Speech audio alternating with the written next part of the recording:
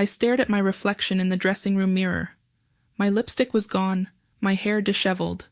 The overhead lights buzzed, harsh and unforgiving. What had I done? My hands shook as I smoothed down my blouse. 10 minutes. That's all it took to destroy 8 years of marriage. 10 minutes with a man whose name I barely knew. The photographer, Ronan, had already left. He'd kissed my forehead before walking out, like we were lovers instead of strangers who'd just made the worst mistake of our lives. I found my purse, checked my phone. 3 missed calls from David. "Hey, sweetheart," I said when he picked up. My voice sounded normal, too normal. "How'd the shoot go? You sound tired." "Long day, the lights were intense." I closed my eyes. "I'm heading home now." "Can't wait to see the shots. This could be huge for the gallery." The gallery. David's gallery. The reason I'd been at this photo shoot in the first place, modeling for the promotional campaign. I pressed my forehead against the cool mirror. Yeah, huge. After I hung up, I sat in my car for 20 minutes. The studio parking lot was empty except for a few scattered vehicles. Through the windshield, I could see the building where it happened, where I'd let another man touch me, hold me, make me forget I was married.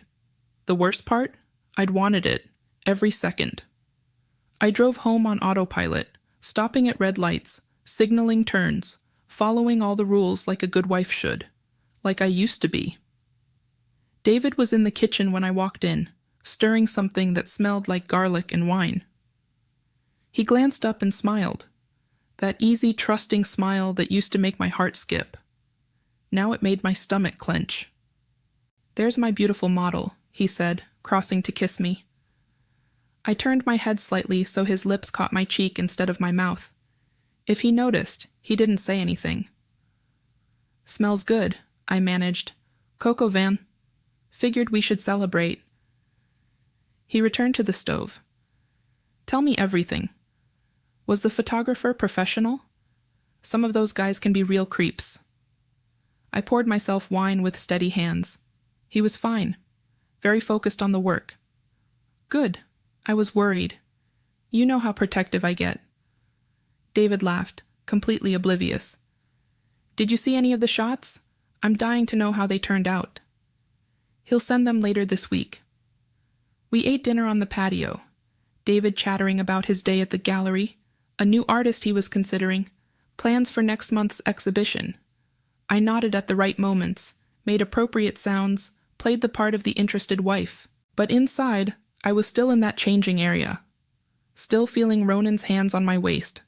Still hearing my own breathless voice saying yes. "You're quiet tonight," David observed, reaching across the table to touch my hand. I pulled away gently, pretending to reach for my napkin. "Just tired. The poses were more demanding than I expected." "Well, you'll have to show me some of them. Maybe we can recreate a few." His gaze held that familiar warmth, that playful suggestion that used to make me laugh. Now it made me want to cry. "Maybe," I said, and excused myself to take a shower. Under the hot water, I scrubbed my skin until it was raw, trying to wash away the afternoon. But I could still feel him, still smell his cologne mixed with mine. The text came Tuesday morning while David was at work. "Thank you for yesterday. The shots are incredible. Can we discuss the additional session? FBI." I stared at the screen, my coffee growing cold. Additional session? We'd finished the campaign shots. There was no follow-up planned, unless he meant something else entirely. My fingers hovered over the keyboard. I should delete the message, block the contact, pretend yesterday never happened. That would be the smart thing, the right thing. Instead, I typed, "What additional session?" The response was immediate. "The gallery wants more shots, more intimate." David approved the budget increase. David. My husband had approved additional photos without telling me. The irony was suffocating. When? Thursday afternoon, same studio. I set the phone down and walked to the window. Our neighbor Mrs. Chen was in her garden, pruning roses with careful precision. She'd been married to her husband for 43 years. I'd always admired their quiet devotion, the way they still held hands during their evening walks. What would she think of me now? The phone buzzed again. Another message. I can't stop thinking about you. My breath caught. There it was. The acknowledgement that yesterday hadn't been just a professional mistake. It had been personal, intentional, wanted. I deleted the entire conversation and went to make another cup of coffee. But I didn't delete the contact. That evening, David mentioned the additional shoot over dinner. Great news. The gallery board loved the concept so much they approved extra shots. More artistic, Ronan said. Really showcase the space. More artistic, I repeated. Yeah, you know. Moodier lighting, different poses. He mentioned something about capturing the emotional connection between subject and environment. David grinned. Fancy photographer talk, but if it brings in donors, I'm all for it. Emotional connection. My stomach twisted. When is it scheduled? Thursday. Same time as before. That work for you? I nodded, not trusting my voice. Wednesday crawled by like a slow torture. I tried to maintain normalcy, grocery shopping, laundry, lunch with my sister Claire. But everything felt wrong, like I was wearing someone else's life. At the supermarket, I stood in the cereal aisle for several minutes, staring at boxes of cornflakes while replaying Monday afternoon. The way Ronan had positioned me against the wall, his hands firm but gentle. The way he'd whispered my name like a prayer. Amelia? I turned. Mrs. Patterson from down the street was watching me with concern. Are you all right, dear? You look pale. Just tired, I said, grabbing a box at random. David's been working late. She nodded sympathetically. Men and their work, but you're lucky to have such a devoted husband. Not many would be so supportive of their wife's modeling career. Supportive, devoted. The words felt like accusations. At lunch, Claire studied me over her salad. You're distracted today. Everything okay with David? Everything's fine. I pushed lettuce around my plate. Just some stress with the gallery campaign. The photos you did? I can't wait to see them. You always photograph beautifully. If only she knew what those photos had cost me. That evening, David found the receipt from the grocery store on the counter. Honey, did you mean to buy Lucky Charms? Since when do we eat sugary cereal? I stared at the colorful box sitting on our kitchen counter, a bright reminder of how scattered I'd become. I must have grabbed the wrong one. Well, I'm not complaining. Takes me back to college. He poured himself a bowl, grinning like a kid. Want some? I shook my head, watching him eat cereal for dinner like it was perfectly normal, like our world hadn't shifted completely off its axis. David, I said suddenly, do you ever think about what you'd do if I disappointed you? Really disappointed you? He paused, milk dripping from his spoon. What kind of question is that? Just curious. You could never disappoint me, Amelia. You're the best thing that ever happened to me. He reached across and squeezed my hand. Besides, what could you possibly do that would be so terrible? Thursday arrived with the weight of inevitability. I dressed carefully, not too formal, not too casual, as if the right outfit could somehow make what I was about to do less wrong. David kissed me goodbye at the door. Break a leg today. Can't wait to see how these turn out. The studio felt different in the afternoon light, quieter, more intimate. Ronan was setting up equipment when I arrived, his movements precise and professional. But when he glanced up and saw me, something shifted in his demeanor. Amelia. My name sounded different in his tone, richer, more familiar. Hi. We stood there for a moment, the weight of Monday hanging in the air. Then he cleared his throat and gestured toward the changing area. Same outfit as before, or did you bring alternatives? Same outfit. My voice came out steadier than I felt. But as I walked toward the changing room, I heard it, a soft click that didn't belong. I turned back, and Ronan was adjusting something, but his manner was guilty. Caught. What was that? Just testing the shutter.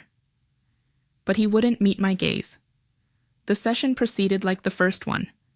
Poses, adjustments, professional direction. But there was an undercurrent now, a tension that made every touch electric. When he positioned my hands, when he adjusted my posture, when he stepped close to check the lighting, each contact felt deliberate. Perfect, he murmured, his breath warm against my ear. Just like that. But something was wrong. The angles were different.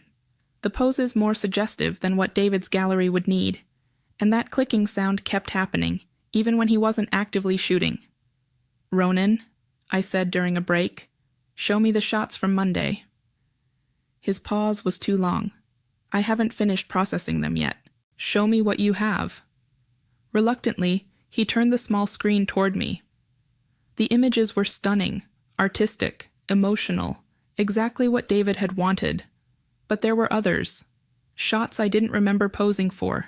Moments captured when I thought we were between takes. My blood went cold.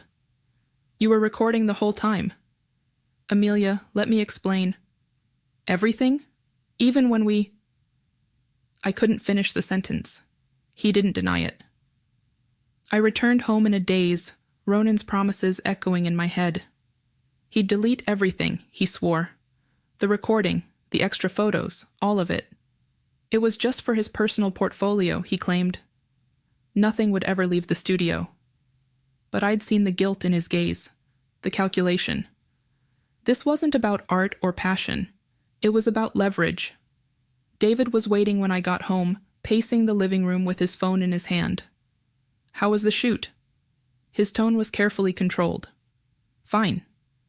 I set down my purse, trying to appear calm, same as before. Really? Because I just got an interesting call from Ronan. My heart stopped. What kind of call? He said there were some technical issues with the equipment, some footage that wasn't supposed to be recorded. David's gaze never left my face. He wanted to know if I'd like to review everything before he deletes it. The room tilted. Ronan hadn't called to confess. He'd called to threaten, to make sure I understood the position I was in. David, I can explain. Can you? Because I'm trying to understand how my wife ended up in a compromising position with a photographer I hired, how footage like that even exists. I sank onto the couch, the weight of it all crushing down. I made a mistake. A mistake? He laughed bitterly. That's what you call it? I'm sorry. I'm so sorry. Are you? Or are you just sorry you got caught? I studied my husband, really studied him, the man who'd supported my dreams, who'd trusted me enough to hire Ronan in the first place, the man whose heart I'd just shattered. I'm sorry I hurt you, I whispered. I'm sorry I threw away everything we built. David sat down across from me, suddenly appearing older than his 32 years. I deleted the contact before he could send me anything, but I need to know, was this just about the photos, or is there more? There's nothing more. It was one afternoon. One terrible decision. And if he hadn't recorded it, if there was no evidence, would you have told me? The question hung in the air like a blade. We both knew the answer. I don't know, I admitted. David nodded slowly, like he'd expected that response. I'll be staying at my brother's for a while. We both need time to think about what comes after this. He stood, walked to the door, then paused. The gallery campaign is canceled. I'll find another photographer for future projects. After he left, I sat in our empty house, surrounded by years of shared memories and broken trust. My phone buzzed with another message from Ronan, but I didn't read it. Instead, I powered it off and threw it in a drawer. Some prices I was learning couldn't be negotiated away. 3 days passed in a house that echoed with David's absence. I moved through rooms like a ghost, touching surfaces he'd touched, sitting in chairs where he used to read the morning news. The silence was deafening. I'd unplugged the landline Tuesday night after Ronan called twice. My cell stayed buried in the kitchen drawer, vibrating periodically like an angry insect. I didn't need to check the messages to know what they contained. Wednesday morning, I stood in our bedroom doorway, staring at David's empty dresser. He'd taken only essentials, a few shirts, his toiletries, the watch his father gave him. Everything else remained exactly as he'd left it, like he was just at work and would be home for dinner. But the coffee maker stayed cold. The newspaper piled up outside. The plants began to droop. Mrs. Chen knocked Thursday afternoon, holding a covered dish. "I brought soup," she said, studying my face. "You look thin." "Thank you." I accepted the bowl, warm against my palms. "David's at his brother's place?" I nodded.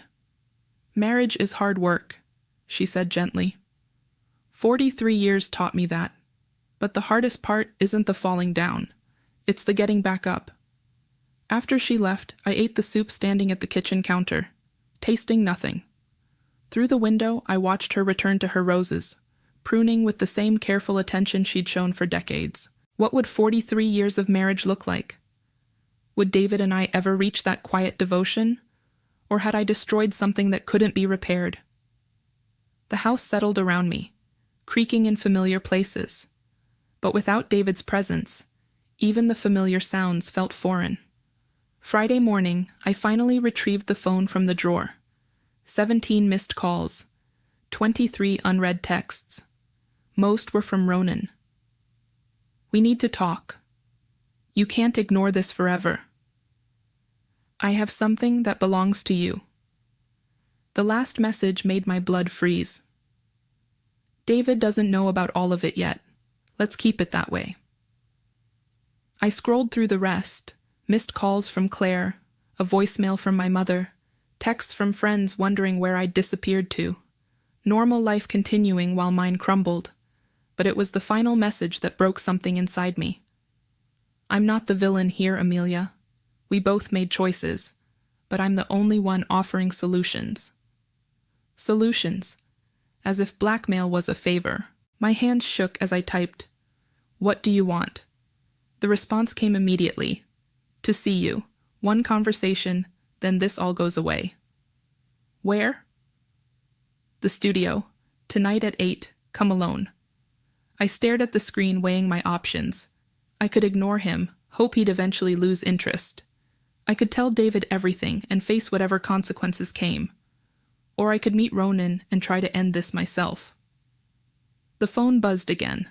A photo this time. A screenshot of David's contact information. The threat was clear. I spent the afternoon pacing, rehearsing conversations that might never happen. What could I say to make this right? What price would finally satisfy him? By 7:30, I was in my car, driving toward a decision I couldn't take back. The studio parking lot was nearly empty, just Ronan's sedan and a few scattered vehicles from other businesses. Through the windows, I could see lights on in the photography space where everything had started. I sat in my car for several minutes, engine running, watching the building. This was my choice. I could still drive away, block the contact, hope for the best. Instead, I turned off the engine and walked toward the door. Ronan was waiting in the main studio, leaning against the same wall where he'd positioned me that first afternoon. He appeared tired, older somehow, but his gaze held the same calculating gleam. "You came. What do you want?" I stayed near the door, ready to leave. "To apologize, and to explain." He gestured toward 2 chairs he'd arranged facing each other. "Please, 5 minutes." Against my better judgment, I sat down, keeping my purse clutched in my lap. "I never meant for it to go this far," he began. "The recording was automatic, studio security. I should have mentioned it, but honestly, I forgot it was running. Until you needed leverage. Until I realized what I'd lost." His tone softened. "Amelia, what happened wasn't just physical. You felt it too. I felt guilt. And shame. And the worst mistake of my life." "Did you?" Because the woman I was with that afternoon wasn't thinking about guilt. She was present. Alive. When was the last time your husband made you feel like that? The question hit harder than I expected. When had David last studied me the way Ronan had? When had I last felt desired instead of simply loved? That doesn't justify what you're doing now. I'm not trying to justify anything. I'm trying to save what we had. We had nothing. We have nothing. I stood up. Delete the recording, Ronan. Delete everything and leave us alone. I can't do that. Why not? He was quiet for a long moment, staring at his hands. Because I'm in love with you. The words hung in the air, dangerous and unwanted. You don't love me. You love the idea of me, the fantasy. I love the woman who responded to my touch, the woman who whispered my name like it meant something. That woman made a mistake. She's not who I am. Isn't she? He stood, moving closer. Isn't she exactly who you are when no one's watching? When you're not playing the perfect wife? I backed toward the door.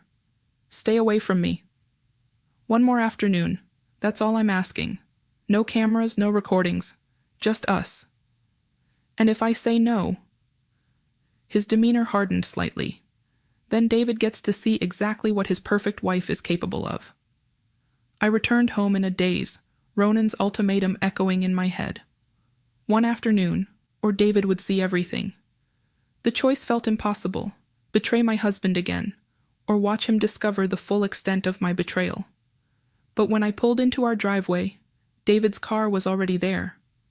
He was sitting at the kitchen table when I walked in, hands wrapped around a coffee mug, appearing like he hadn't slept in days.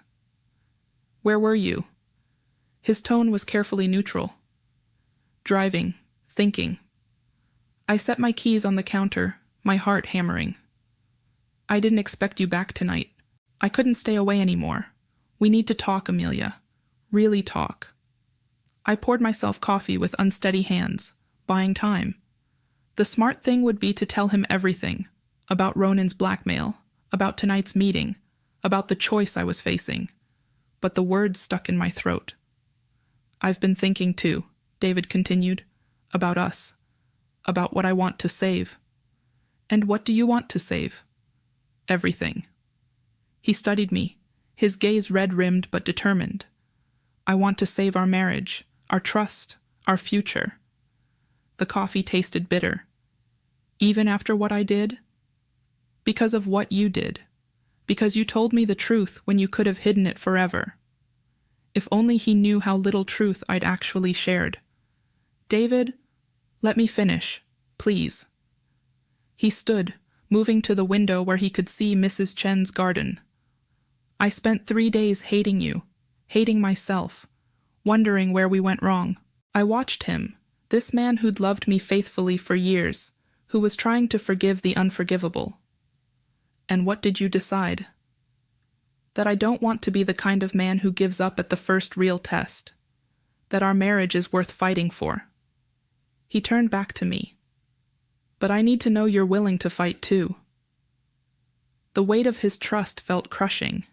He was offering forgiveness I didn't deserve, a second chance I couldn't accept without destroying him completely.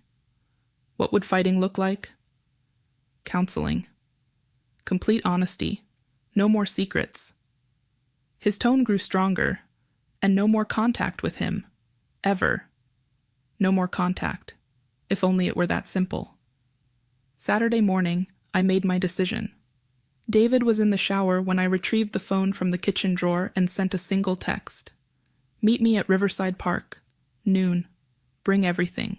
I arrived early, choosing a bench near the playground where families gathered on weekends. Public enough to feel safe, busy enough that Ronan wouldn't try anything dramatic. He appeared at exactly noon, carrying a manila envelope. Smart choice of location, he said, sitting down beside me. Very public. I want this finished. So do I. He held up the envelope. Everything's here. The photos, the video files, even the backup drives. All of it? Every copy. He set the envelope on the bench. But I meant what I said yesterday, one afternoon. That's the price. I watched a young couple pushing their toddler on a swing set, their laughter carrying across the grass. They appeared happy, uncomplicated. Everything David and I used to be. No. Excuse me?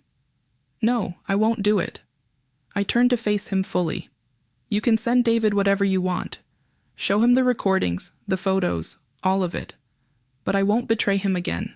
Ronan's demeanor shifted from confidence to confusion. You're bluffing. I'm not. My marriage is already broken. Maybe it can be fixed, maybe it can't. But I won't break it further just to protect myself. You're willing to lose everything? I'm willing to stop making it worse. He stared at me for a long moment, the envelope still sitting on the bench like a loaded weapon. You'll regret this. When David sees what you're really capable of, when he throws you out. Then I'll live with that consequence, but I won't live with betraying him again. I stood up, leaving the envelope untouched. Amelia, wait. Send him the files, Ronan. Or don't. But either way, we're done. As I walked back to my car, I felt something shift inside me. Not relief exactly, but a strange kind of peace. For the first time in a week, I'd made a choice I could live with. The phone buzzed as I reached my car. A text from Ronan. You're making a mistake. I deleted it without responding and headed home to tell my husband the truth. David was in the garden when I got home, pulling weeds from the flower bed we'd planted together last spring. He glanced up as I approached, dirt on his hands, hope in his gaze.